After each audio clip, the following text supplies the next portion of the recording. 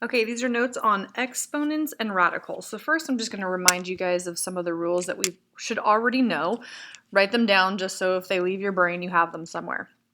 So the first one is if you're multiplying with the same base, you add the exponents. So whatever your base is, it stays the same and you get m plus n.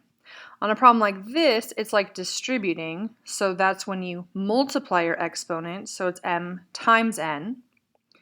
If you have a fraction and you have the same base, you subtract your exponents. So that's x to the m minus n. Anything to the 0 power is 1.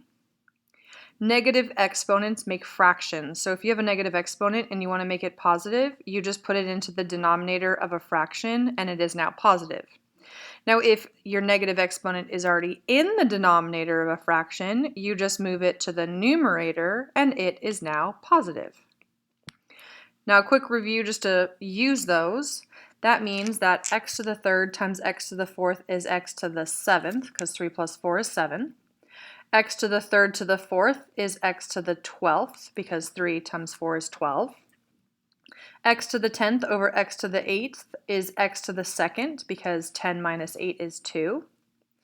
X to the negative 5th is equivalent to 1 over x to the 5th. Put it into the denominator of a fraction, and it is now positive. And 1 over x to the negative 5th is the same as x to the positive 5th, where it is no longer in the denominator, and your exponent is positive. Okay, really quick reminder of simplifying radicals. I know you guys have seen this before. I'm just reminding you, so it doesn't really matter if it's a square root or a cube root or a fourth root, but we will come across more than just a square root. So no matter what your root is, you first find your prime factorization. So I'm going to do an example while I go through the steps. You might want to pause it right now and write down the steps. Completely depends on what you prefer. So for instance, 32 is 2 times 16. 2 is prime, so I'm going to circle it. 16 is 2 times 8, circling my prime. 8 is 4 times 2, and 4 is 2 times 2. So that's step 1, I did the prime factorization. Step 2, write all the prime numbers underneath the root. So I'm going to have the square root of, and there's 1, 2, 3, 4, 5 2's. 1, 2, 3, 4, 5 2's. The next step says that the root number is your group size. So you're looking for groups of the same prime number. Now, if it's a square root, there's this invisible 2 sitting there. So that means that your 2 is your group number. Well, I have 2 2's here, and I have 2 2's right there. The circled numbers go on the outside. So I circled 2 2's, so I'm going to put a 2 on the outside of our square root. I circled another 2 2's. I'm going to put the 2 on the outside, and it's multiplied. And the remaining stays the rest of it stays underneath the square root. So this 2 is not circled, so it has to stay under the square root. And to simplify outside, 2 times 2 is 4, so that is the same as 4 root 2. Now if it's a cube root, you start off exactly the same way. So the two numbers that multiply to 40 are 4 and 10, and of course you can do different multiplication. This is the way that I started mine. 4 is 2 times 5, and 2 times 2. I got ahead of myself. I was giving you the answer of the next one. So those are 2's. 10 is 2 times 5. So if I write this as all of those prime numbers underneath the square root, I have 2 times 2 times 2 times 5. Sorry, cube root. Now this one is a cube root, so this is now your group size. So I'm looking for 3 of a kind, which I do have 3 of a kind right here. So that comes out of my cube root. And I still have the cube root of 5. Don't forget to write your cube in your cube root. I definitely did. And then let's say if we can do this one, the fourth root of 80. So starts off again, find your prime factorization. So I'm going to go 80 is 8 times 10. 8 is 2 times 4. 4 is 2 times 2. And 10 is 2 times 5. So this is the fourth root of, and I have 1, 2, 3, 4 2's, 1, 2, 3, 4 2's, and a 5. This 4 is our group size. So I'm looking for 4 of a kind. I have it right there. That gets to come out of the root, and we still have the fourth root of 5 because the 5 doesn't have anything to go with it. It's not in a group of 4. Now, the reason we needed that is because we are going to be simplifying things that are radicals and exponents. So this is our lovely little rule. X to the a over b equals the b root of x to the a. So the numerator is our exponent. The denominator is the root number. So if you have a fractional exponent, which is the exponential form, you can write it as a root, which is the radical form, by taking the denominator and making it your root number, and taking your numerator and making it the exponent. So we're going to practice that a couple times, and then we're going to have an assignment during class on Friday. So 5 to the 3 halves. So 5 is our base number.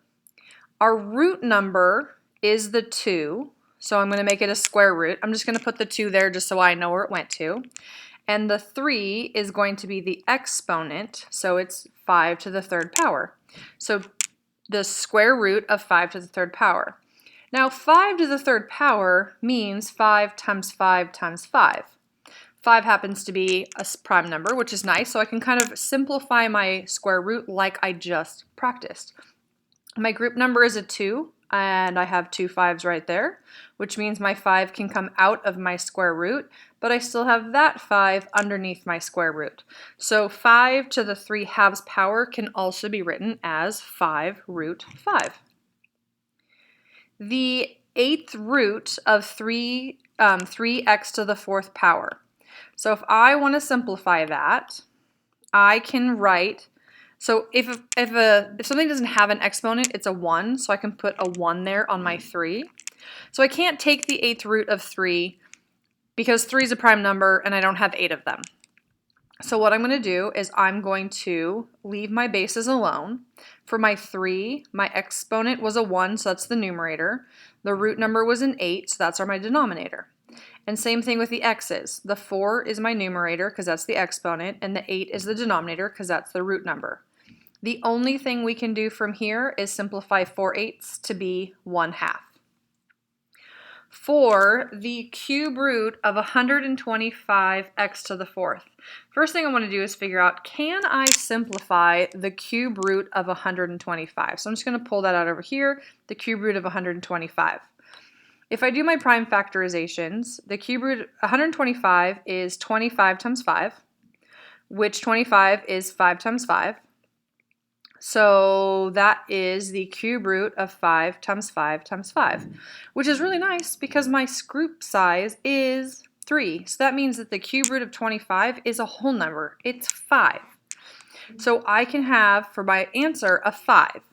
But I also have to do the cube root of x to the 4th power. So I can't divide 4 by 3 and get a whole number, and it also doesn't reduce. So 4 is my exponent, and 3 is my root number, so it's 5x to the 4/3 power. And the last one we're going to talk about, 32x to the 1/4. So if I were to write this as a radical, it would be the 4th root of 32x. An exponent of 1 doesn't really do anything, so we don't have to write it. It's that invisible exponent on anything, so we don't have to write it. So we have the 4th root of 32x, but we need to see, can we simplify the 4th root of 32? So I'm going to take that and just work on the 4th root of 32, and I'll get to the x in a moment. So 32 is 2 times 16, 16 is 2 times 8, 8 is 2 times 4, and 4 is 2 times 2. So that means that this is the 4th root of 1, 2, 3, 4, 5 2s. 1, 2, 3, 4, 5 2s. My group size is a 4, and I have 4 of a kind. So this ends up being a 2 because my common comes out, and the 4th root of 2. So I can write a 2 and a 4th root of 2, but I still have this x, so I'm going to put the x back underneath the root number because I haven't been able to do anything with that, and since I don't know what x is, I can't take the 4th root. So we're going to be doing some simplifying of going back and forth between radical and exponential form. See you on Friday.